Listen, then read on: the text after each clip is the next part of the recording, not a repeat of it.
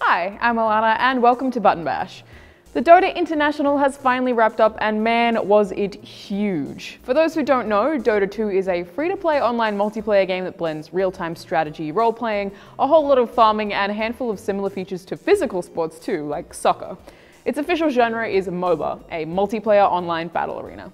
Each match takes place on a square battleground with two bases in the upper right and lower left corners, and two teams basically have to destroy something from the other team's base to win, using a handful of different characters or heroes with different perks and shortcomings.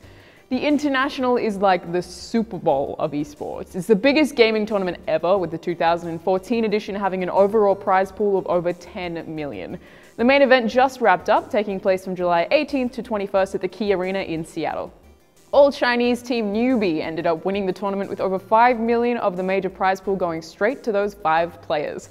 Newbie's team is actually a pretty fresh lineup, with their most recent player being added in April, and 2014 was their first international as a team. Overall, Newbie is made up of members from other high-profile Chinese Dota teams who came together to make a fairly unstoppable force, for the latter half of the international anyway. Newbie landed the spot in the grand finals after beating Vici Gaming and Evil Geniuses on the first day, though Vici made it to the end too.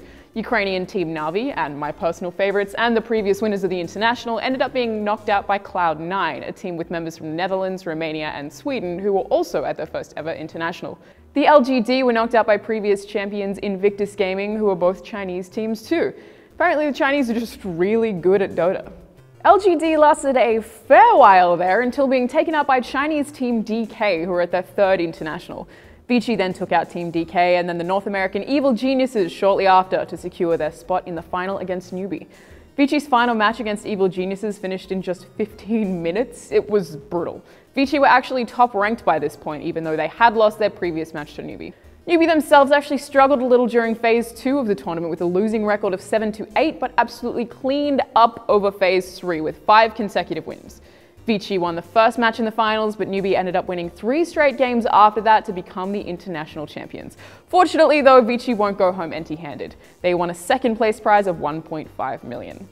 It was actually kind of devastating to watch. Vici Gaming, after being beaten, picked the same heroes repeatedly even though it wasn't working. Then the third game started and they just seemed to be picking aggressive heroes in some kind of desperation, while Newbie stuck to a more balanced selection and ultimately destroyed Vici as a result.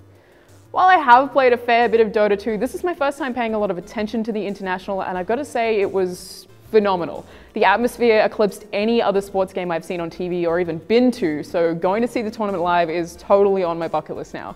Watch out world, esports is going to have a big impact over the years to come.